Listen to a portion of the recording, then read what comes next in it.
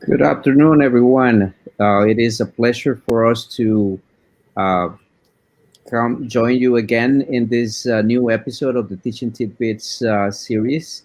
We were happy to start this week with, as you might remember, with our distinguished guest, Interim President Daisy Coco de Filipes. And now we have another uh, guest, distinguished guest, our Interim Provost, Dr. Charles Drago. And we're very, very excited to have this conversation and to get to know more about the person, be able to have a conversation and gaining tips, hearing from tips from his experience and how he has been approaching this process in transition. And I have my partner in crime, Diana Macri, who is going to also joining me to in this live episode. Hi, Diana. How are you doing? Hello, Carlos. Good afternoon, everyone. Thank you so much for joining us for our second installment of Teaching Tidbits for the spring 2021 semester. We had a really great time with Professor De Filipes I lose track of time. All I know right now is that it's Friday and I'm feeling really great. And I hope you guys are feeling really great too. We have our guest this afternoon, a VIP, Dr. Charles Drago, who is the Acting Provost and Vice President of Academic Affairs. He has served as an academic chairperson of the Allied Health Department and as unit coordinator of RadTech for many years. Throughout his 20-year tenure at Hostos Community College, Dr. Drago has served and led numerous committees. He is the current president of the Association of Educators in Radiologic Technology in New York State and the president-elect of the Association of Educators in Rad Sciences, which represents the United States and parts of Europe. Dr. Drago earned a doctorate in health education from A.T. Still University in Arizona and is a graduate of Pennsylvania State Leadership Academy. Dr. Drago is a certified radiologic technologist with the American Registry of Radiologic Technologists. I would just like to say it's been a pleasure. He's been my chair for quite a few years. I've been here at Hostos for 7 years now, and a truly generous and kind and good person. Good afternoon, Dr. Drago. Good afternoon. You humble me. You humble me, Dr. Macri. You flatter me. I'm not a doctor yet, but maybe one day. You will be. So, like we told Dr. De Filipes a few days ago, that the Teaching Tidbits is something we came up with just for faculty, educated faculty that have been around for a while, to help the newer faculty to kind of give us some tips on what got you through. And so that'll be kind of the questions that we ask of you today. And so we're going to start off just by saying, how did you feel the first day on the job as provost of Hostos? And we're going to contrast that with how do you feel right now? Well, to answer the first part of the question, I was scared. I kept on saying to myself, I hope I do a good job and don't let anybody down. But yet it was surreal, because the first time I drove to Hostos Community College, I went as a substitute teacher 21 years ago. And here I pulled up to the college, and I remember looking over and saying, wow, that parking spot's for me, and I'm in a different building, and it felt very surreal. And my main concern was I wanted to make sure I do a good job. And I really wanted to get to know the faculty even better so I can help people and guide people. How do I feel right now? I feel more comfortable, yet I have to stay on my toes, because certainly after 5.5, 6 months, I do not know everything. The provost is a growing position, but I feel comfortable. And sometimes there are days when I'm saying, gee, I thought I knew this job so well, and something comes up that I don't.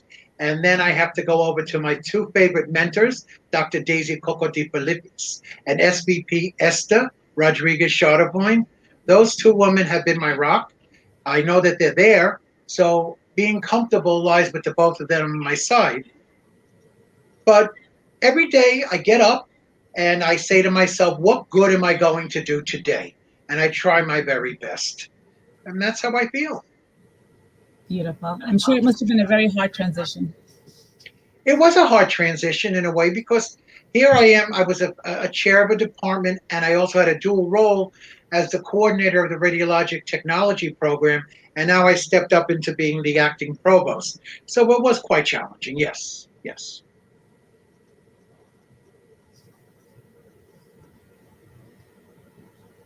So Carlos, we can't hear you. It usually happens from time to time. that's Uh, it's okay. It's all good. Along those lines, as you now have to provide vision and support to the wider college community, and we are seeing our students struggling and going through different times in this period. How have students changed since you began teaching, and what advice do you have for faculty who are trying to understand this generation of students? Well, I think faculty and students both have changed. And let me say, when I started here 21 years ago, again, I had notes, and that's how I taught, with a blackboard, a piece of chalk, and some notes, and I walked around. Then eventually we had slides, right? And then from there, from the slides, we did overlays. And then from overlays, we went to PowerPoints. And I thought that was the ultimate thing, PowerPoints. But then I was trained on Blackboard about 2 years ago or a year ago, and I saw all these different platforms that could be used. So I think students change with technology. I think students are the same no matter what. They're the same. They come with the same issues no matter what, but they want answers a little faster due to the technology. And in order to address their issues and concerns and helping them, we have to stay abreast of technology as well. Now, I think the problem with sometimes with the faculty is we get scared. We're scared of things. I remember in the beginning when I first did some of my PowerPoint presentations, I would press the wrong button on the computer and say, "Oh my God, what next?" And a student in the front row would get up and say, "Professor, I think if you press this button, it'll work." So I learned from the students. Meanwhile, the students learn from me. We learn together and we move forward. So basically, this generation of students is more technical. They are up with things. They have the wonderful phone, okay, that they use for everything. What I found most perplexing over the years was sometimes I would write an assignment on a board, even after I wrote something on a whiteboard. And instead of watching people write it down, everyone rushed the board and took the pictures with the phone. And I was like, wow, am I at the Academy Awards here? Everyone's taking pictures of me. But no, they were telling me, step aside, we're taking a picture of that. And I was like, okay, and I mean, submitting papers online and things like that, I had to learn. For some reason, students take to technology more than the faculty. I've been in restaurants where a child is not behaving that's 3 or 4 years old, and I've seen a parent go like this, here, with the phone and playing on the phone. I'm like, how do you access a game? I don't even know how to do that. It is kind of funny. You learn as you go. But I think again with this generation of students, understanding them is understanding their technology. The problems are the same. The concerns are the same. Tutoring is tutoring. It's the method of delivery. And again, that comes with Carlos doing his wonderful thing, Carlos Guevara teaching us faculty things and being patient. And my best advice is to stay abreast, be patient, and be open-minded to whatever comes your way. Yeah, I mean, I have to agree with that. Today I was reading the Semanario, and Yeah. Wilfredo got the Hero of the Week, and I don't think nobody deserves Hero of the Week more than Wilfredo Rodriguez, if only because he helps me very much. Because I'll go to him and David DeSantos also in EdTech. I torture them on a regular basis. So I have to agree, our EdTech department is really very patient with us faculty. You have a reputation as an outgoing, generous, and approachable administrator. However, there have been times, no doubt, that you've had to make tough decisions. What advice do you have for faculty who have to make tough decisions regarding their pedagogy and students' performance? Okay, so the first thing I have to say is sometimes the worst things happen with the best intentions. That's the first thing I'm going to say. And I think that we have to understand there are consequences to all our actions. Sometimes we do things without thinking. Sometimes things happen. We make a rash decision. So I think sometimes with students and faculty, we have to take a step back. Number one, never act upon emotion. Never write an email. Never approach a student based on emotion. Sit back, think about it. Somebody told me something years ago. Write an email exactly how you feel, then don't touch it for a day. Then go back the next day and look at it and see if you feel the same way. And I guarantee you that nobody feels the same way. So when a student approaches me and there's a situation, I sit them down very calmly and I tell them, what's going on? Tell me, why did you do what you did? And I always sit down, I come around from behind my desk and I sit down on a couch or at a table so I can meet the student at eye level and show them that I'm there for them. And same with the faculty. I sit down if there's an argument or something and I say to them, tell me what's really going on. And then I put that person in the circumstances, like a different type of circumstances, say, now what would you do? And usually they answer the way that I would take care of the situation.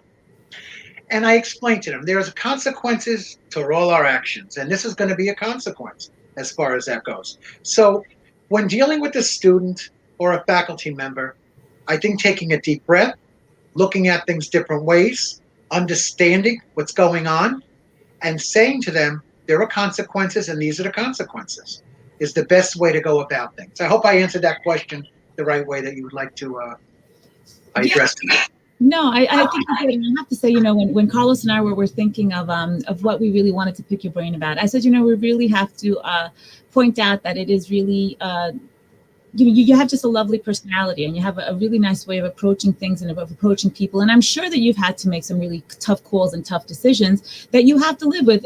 I recently had a tough decision that I had to face myself. I tossed and I turned and I thought and I asked friends, and what do you do? And what do you do? And ultimately, I even said to myself, you just got to pick a choice, and only time will tell if you made the right choice. Sometimes we make the wrong choice. We go the wrong way with it. But Diana, in all the years that I've been a chair, a professor, no one has ever left my office upset that I know of. I know that sounds crazy, but as a chair, I have many people come into my office about disputing a grade or disputing that. And when you sit down and you start to talk to people, they're not really so upset about that grade. They're really upset about something else that happened, like they couldn't study for whatever reason. Their mother got sick, whatever the case may be, and they're upset with that situation. And I always look at the student, even if I catch a student cheating, I bring them in the office and I tell them, I'm very disappointed that you're cheating, and I'm more upset that you couldn't come to me and tell me why you couldn't study for this test. So sit down and tell me what's going on. And I've gotten a lot of things like, my kid got sick last night. I have a daughter. I know what it is for a kid to get sick. I said, well, why didn't you come to me? Because we can always solve any pedagogy or student performance issues if they're honest and open. There's nothing wrong with a professor saying, all right, go home, don't take the test if you're upset. I've had people come in, just to backtrack, that their husband had to go to the hospital and they ran in to take a test. And you know what I did? Go home, take care of your husband. When you come back, we'll give you another test a month from now. We had a policy and we give the student a chance. I mean, there's always something you can do to help students. As far as the pedagogy go, it's the same thing that goes with the professors. A lot of times students challenge professors or professors challenge students. You got to look at the situation, dissect it without emotion, and do what's best. And another thing I always have to tell myself is, you can't make everybody happy. For me, for years, I wanted everybody to like me. It's impossible. People will not like you because I smile, because I wear glasses, whatever the case may be. You're not going to please everybody. You can do your best. I love what Charmaine, we have this is running live, and so we get to see the chats from people that are watching you right now. And a woman named Charmaine actually says, you are an active listener. And I think that's beautiful the way that she said that, because it is exactly what you do. Well, Diana, I think the most effective form of communication is listening. I have published an article many years ago about that. Listening is key. People don't want to hear what I have to say when they come into the office. They want to be heard. So you listen, then you state your case. You say you're done, and then so listening is important.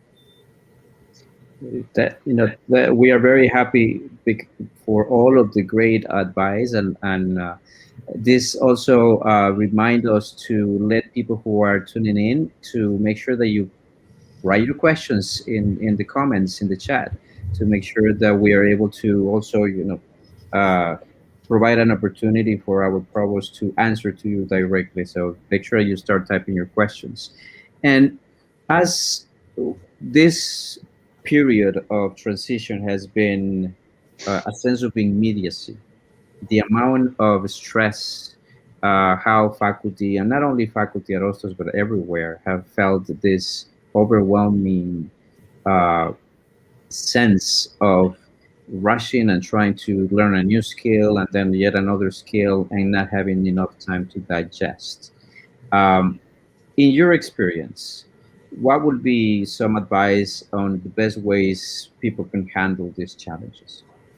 My advice is one day at a time. One day at a time. This has been a very daunting year between COVID and COVID rather 19 virus and social justice issues in our country, presidential election. Many people take things personally and they bring it to work with them a lot of times as well. And people are having a lot of challenges now.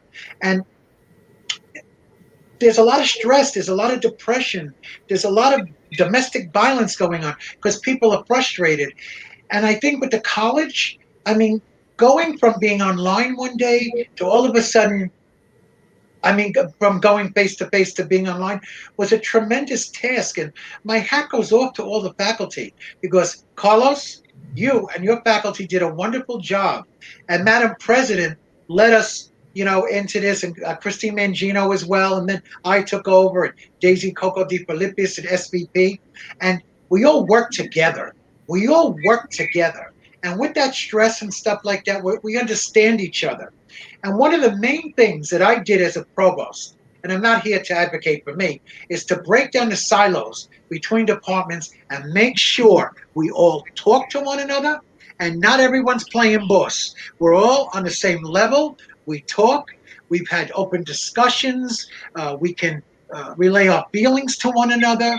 And I suggest that perhaps taking a walk or exercising, as you can see how fit I am, walking and exercising and stuff like that is a good way to release stress. You have to find something in life that takes that stress and alleviates it somewhat.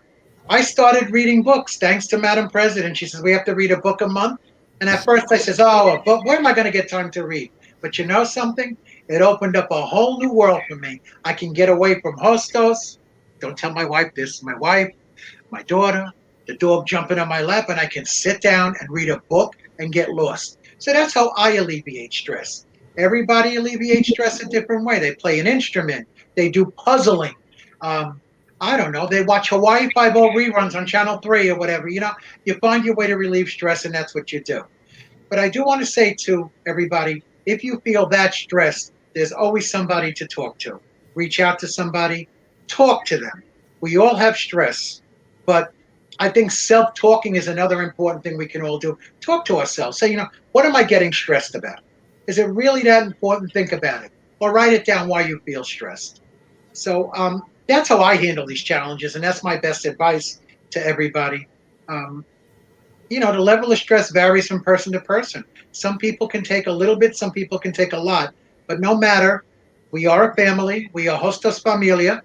And we have each other to rely on and talk to. Why we ask these questions is because sometimes, even like myself, I always think, for what I'm going through, and then, you think that you're strong, and you think you can handle it, but you really do end up looking at your friends and your supervisors and your colleagues for that, to serve as that source of strength. And so it's important to even like you said, even just say, okay, yeah, I'm aware that you guys need to take care of yourselves, to take time for yourselves. Please do that. Please keep, doing whatever it is. And when you were listing all the things that you do, the first thing that came to me is eat. I eat. Really? I don't eat. I'm on a diet. Why matter? Just keep eating. Okay. That'll come back. I'll regret that in a couple of months. I'll regret that. I eat too, believe me. I'm just handling it the best I can, You've been at the college many years, serving first as a faculty, then unit coordinator of radiologic technology, and then as chair of Allied Health Department. And you've been on dozens of committees and initiatives over the years. You know Hostos very well. What is your vision for Hostos? Where do you see us 5 years from now? I see the college growing a little bit more. We were up to about, a few thousand, maybe 1,000 more students than we have now. But there's an old saying: sometimes you have to cut a rose bush back for it to grow and flourish even more beautifully. And I think what's going on with Hostos now, after the COVID-19 and some of the issues the college is facing, I think that this college will flourish the next 5 years. We're working on different programs. We have a wonderful department that looks at statistics of what jobs are the future. I see wonderful programs starting, a dialysis program. We're in the process of taking an LPM program and merging it with aging and health studies to give students a degree. We have a lot of other programs that we're working on. I see also a bit more diversity as the neighborhood changes. I see some more diversity, more students coming in of different cultures and from around the world. Hostos is certainly a melting pot of all different cultures, and I think that the future of Hostos looks bright. I think we're going to have a new allied health building in a few years, I hope. Okay, and I just think that you're going to see the college grow and do much better, especially under the leadership of Dr. DeFilippis. She's very good at reaching out to the community and understanding our community. And I do as well, and so does SVP and the faculty. And I really can see, again, not to be repetitious, that the college is growing and flourishing. We are a hidden diamond in the Bronx, okay? We are a diamond that shines, and we've been discovered, okay? But we need to spread the word a little more, and so we can grow. And that's what I have to say. I think this college is wonderful. I've been here 21 years. My only regret is sitting in traffic on the Bruckner. But after being in the house for the last year, I welcome the Bruckner and all the traffic. I always say that. I will never complain again. So I do it, just to be away from my children. I'm like, I don't care. 3 hours here is fine by me. No one's asking me for food. Yeah. No, and then when I get off that Deegan and I see Hostos Community College, I get excited. I'm like, wow, that's where I work. I have another family there, and we're going to flourish, and we're going to grow, and we're going to get bigger and better. Will there be issues? Yes. Will there be cutbacks sometimes? Yes. Will there be growing? Yes. But with all good things come some hills and valleys, and all I can see is good things at Hostos, especially with the two of you there. You know what I mean? And other people. So that's my feeling. Thank you. You're welcome. For those words. And it's always important for us to picture where we're going, and to make sure that we set our paths to accomplish that vision. As there has been more dependency on technology in this transition, in this pandemic. How would you like Hostos to develop or expand to support the increasing reliance on technology and virtual learning? Well, I don't think we have a choice. I think that this is something that has to be done. I think monies need to be allocated to update a lot of equipment. And, Carlos, what was it before the COVID-19? How many classes were done online? About 10%, 15%? We had about 15% of faculty already teaching hybrid and online. I could see, I would like to see the college maybe increase that a bit in certain areas. I mean, I don't see how, like when dental and x-ray and nursing areas, I mean, I know a lot of money is spent on technology. I'd like to see all that, of course, updated. I was born in allied health, so with allied health I always say I like to see that equipment. But as far as the computer labs, I'd like to see them updated. I'd like to see perhaps more teaching platforms implemented to help professors engage in helping the students. I think that you'll see a lot more people want to teach either hybrid or synchronous or asynchronous, because it's kind of nice, and it's It's not easier. I can tell you that. I got my doctorate degree online, and it was a lot harder to do it online, and that's the truth. Everyone thinks it's easy. Oh, you sit at a desk from your house and you. No, it's not like that. Students demand an immediate response. You know, you have to be there for your students. You have to be up to date. They want to see your face. There's got to be engagement. So if we can put all those pieces to that puzzle into the future, I think you'll see that 15% maybe go up to 40 or 50%. There are certain areas I don't know if you really can do with an increase in like computers and online, like maybe digital music. Some of the things have to be taught, I think, face to face, if I'm correct. The music studio, the black box, those areas probably will stay more face to face. But I can see a surge across the country, and especially at Hostos, being more reliant on technology and virtual learning. I think that's the way it's going to go. But you know, when I got my doctorate degree, I took 2 classes on methods of teaching. And you know, there's 4 different types of methods of teaching, and this is one of them. But sometimes people like that face-to-face interaction.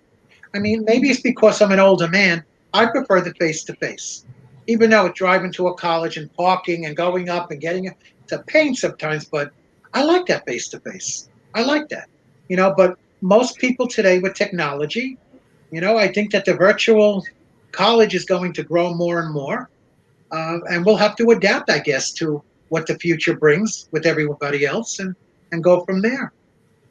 I think that I've spoken to quite a few of faculty here and other colleges as well, and I think that it hasn't necessarily been a reluctance. It has been a difficult to adapt because my children are older, but you know, a lot of our faculty, brand new babies that they have, and so it's been like a learning curve multiplied times 10 because they have these issues of children at home, so childcare.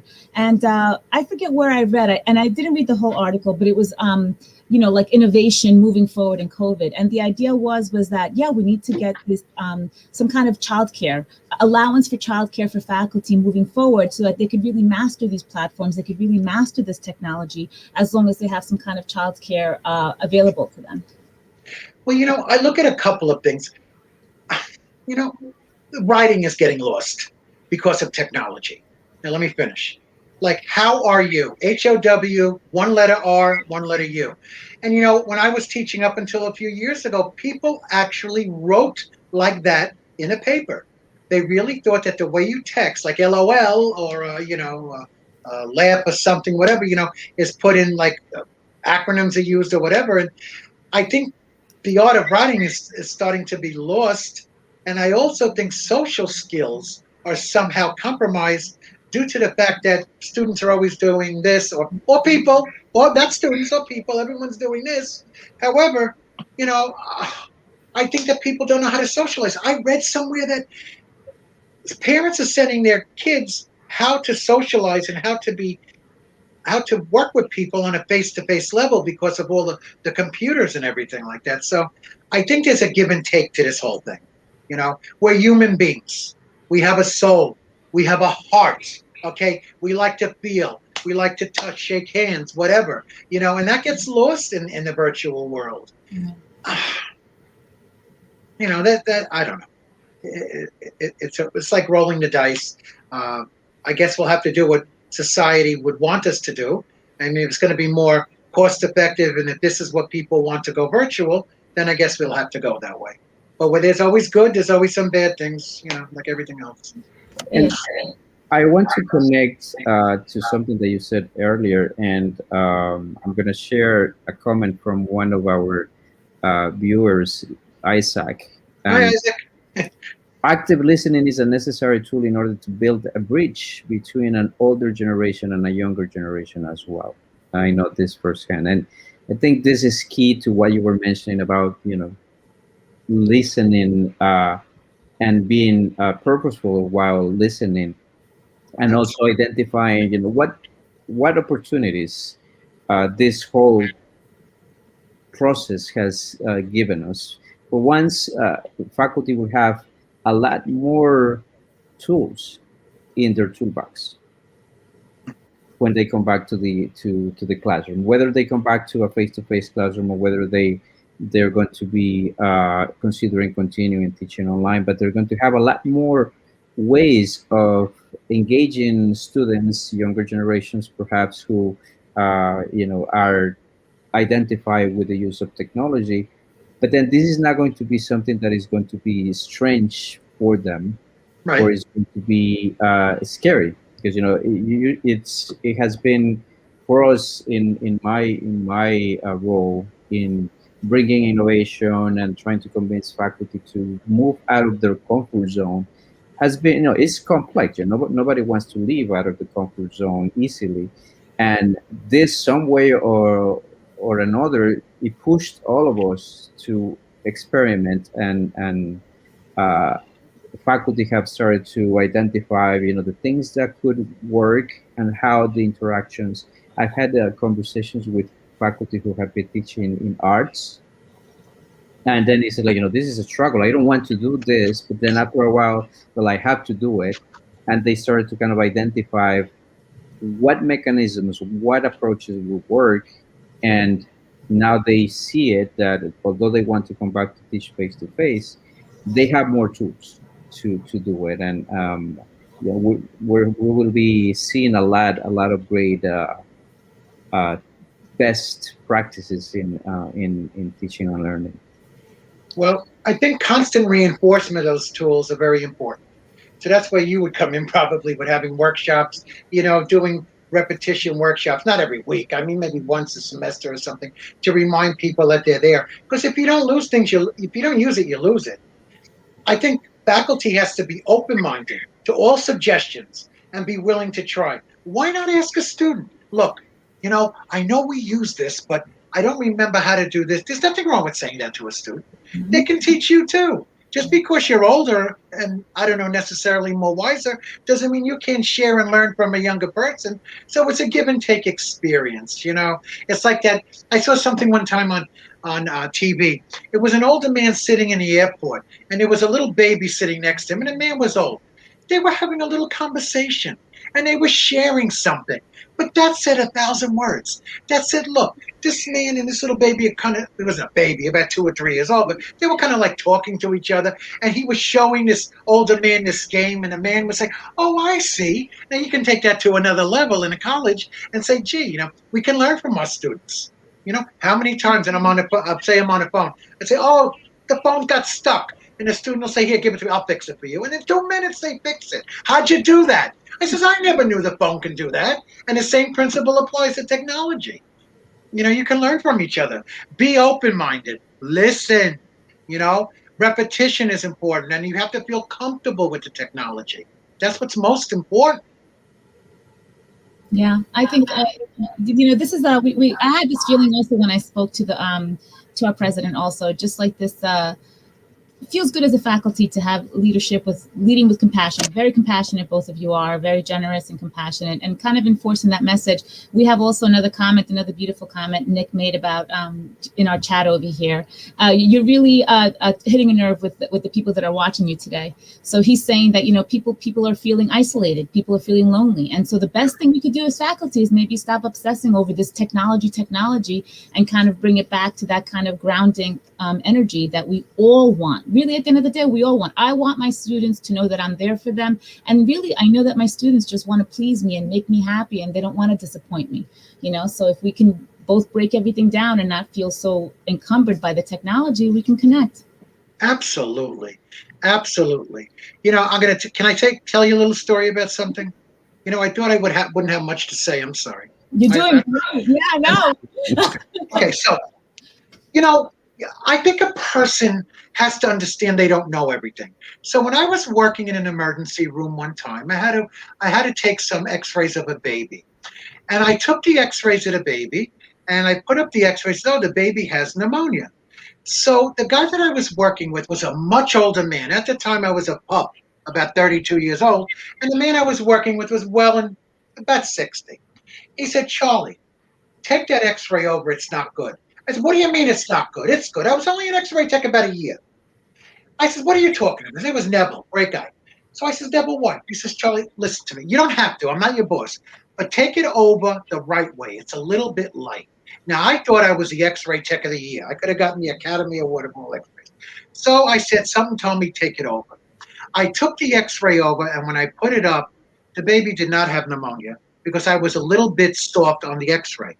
And it just goes to show you how I thought I knew everything, but I listened to somebody else, okay, and I was wrong. Now, what would have happened? That patient would have been probably diagnosed as having pneumonia, given antibiotics, okay, and God knows what other things that would have been done. So by listening to somebody else with more experience that was much older than me, I learned something. And that goes both ways. We can learn from the student as well with technology. I don't know if that makes sense to you, but it's very, very important to listen. Don't always think you're right and I'm the big boss, oh, whatever. Just listen to what people have to say and they can help you. Be open-minded. Agreed. Sorry. That was exactly our intention. We wanted to make sure that we get to know you. That's the idea of this space, and also the people that are joining us. They're also starting to contribute. Thanks to Ernest for tuning in. Yes. Look at Ernest. Thanks, Ernest. He has a comment here. Speaking of compassion, how can we help faculty who are frustrated with online teaching as they were never comfortable with it before and it will continue for the seeming future? Well, I think how we can help is I believe in mentoring. If you have somebody that is uncomfortable with online teaching, perhaps assigning them somebody or asking somebody to mentor them, to work with them, give them their phone number, or they say, hey, look, I'm having problems with this.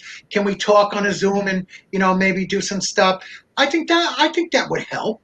I mean, as far as making somebody feel comfortable, like the ship's not going down alone. You're going to pull me out and help me. So I think that a mentoring within a department would be a big help. Or as a chair, and Ernest is an excellent chair, telling people, talk to me. Let's talk about it. What do you need help with? And then going either to you, Carlos, or Wilfredo, or somebody, and saying, look, I got a person that needs help, and perhaps giving them a one-on-one, or making a class. If, say, Dr. Yolongo comes to you and says, I got 3 people that are not comfortable, maybe we can do a private session and help them and assign them a mentor. That's what we can do. I think the biggest problem sometimes with people is they're afraid. There's the fear factor. You have to break down the wall of fear and say, I'm going to tackle this. What is the worst thing that's going to happen? I pressed the wrong button. So then I tell the students, hold on, I got to figure it out. Now, if you have a mentor, you can write to them and say, oh my God, I'm stuck. How am I going to help me? Or, and they can help you. That's the way I think this should be handled. And just to add to what you said, we have seen a lot of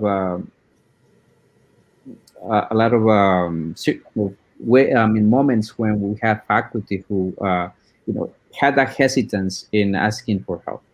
So one of the things has been trying to kind of ask a couple of questions because we more or less knew what was going on and what were the things that were going on, and so but we try to make sure that we identify and try to make the faculty more comfortable and trusting before then identifying what they come to. And I'm very fortunate to work with a great team of professionals who are more than willing to provide support to faculty. And for us, the one-on-ones have been the more productive support opportunities that we have for faculty. So and well, Ernest knows how to contact us. So that is Ernest never asks a question. I'm surprised. Ernest. All right, I'm joking. And then we have. I want to quickly thank the people who have been joining us through the different social media platforms. From LinkedIn, we have Isaac, we have Berta Jimenez Antonio, Charmaine, and then Charmaine has been sharing a couple of comments about the things that you have been saying. You're an active listener. You have the characteristics of a servant leader. So nice. Oh, beautiful. We have Nick Deneb. We heard from Nick Deneb also. Teresa Carol Brown, mentoring approach is an excellent idea. Mm. And then we have nothing to fear but fear itself. And then we have one question from Teresa. Any thoughts on virtual faculty lounges so that faculty could share and learn? And feel free to share ideas without scrutiny. I will make that happen, Teresa. I can make that happen. We've had a couple of open discussions, and I'll make that happen. I will. As a matter of fact, I'll write that down. I'll put it on my provost list, and we will have some active virtual. I think Diana, you had some faculty lounges, didn't you? We started that last semester. It's called the Virtual Lounge, and it's the sessions that faculty get together to just shoot the breeze. I will say that the challenge with those is when things are online or when you're recording things, even myself, I'm a rather open person, but even myself, I'm like, oh, I can't say that, I shouldn't say that, or whatever. But we do have them. The Center for Teaching and Learning will be hosting those. Yeah, right. We have You did a great job with that. Council that will be jumping in and doing that. But thank you to everyone for joining us today. It's really, these sessions are a lot of fun for us to do. So we like to see that we have a lot of guests here and enjoying it. How many people are watching? A lot? 847. Is that about right, Carlos? 847? Oh, well, And then, it's kind of interesting that we have Teresa, but it's not Teresa, and it's Terrence Brown. So Terrence is using another profile. Huh? Terrence! We got you, Terrence. Another great guy like Ernest. Both of them, they're great. They are. Really. I do want to say something, though. Carlos, you brought up something about fear. When I used to teach, and I'm always a teacher, I still say I'm still teaching, my opening line is, no question is stupid. Okay? You can ask as many times as you want. That's what I'm here for. And that should follow over to the professors. Sometimes because you're a professor, you're supposed to put on this aura that you know it all, and you're afraid to say, I don't know that. There's nothing wrong with saying to somebody, I don't know. But I'll find out. And I think that's important. No one should be fearful of learning. It's not good. I think I would rather see people be honest and say, I don't know how to fix that problem. Maybe you can help me. And mostly people are very perceptive to that, and they're very helpful. With that said. This has been wonderful, and we're very happy to have you here, and I'm sure that the people that joined us through social media and the ones that are going to be watching this episode right after we finish the live streaming, they're going to enjoy it and learn a lot from your tips. And we want to also mention that there's going to be more of these teaching tidbits coming up. We have a number of colleagues that are from Hostos and from us outside of Hostos that are going to be joining us. And we're hoping that this space becomes an opportunity for us to reach out our community, Hostos community and beyond, in a different way. Any final thoughts that you want to share, Charlie, with faculty, students, staff? I want to say that no man is an island, and taking on this job as an acting provost, I would not be successful if it wasn't for everybody else in this college. I mean, Daisy Coco Di Filippis and myself and Esther, we may steer the ship, but everybody on the ship is important, and everybody is what they feel and what they have to say, I feel is important. And I want to thank everybody for supporting me, the chairs, the faculty, everybody for supporting me. And it's been an honor and a pleasure so far to represent the faculty and the college. And I'm very humbled by this. And I thank you all. And I wish you a wonderful, wonderful day, and blessings to everybody. Thank you. With that said, thank you, Diana, for being my co-host. And until we see you in the next Teaching Tidbits, thanks, everyone. Have a great week.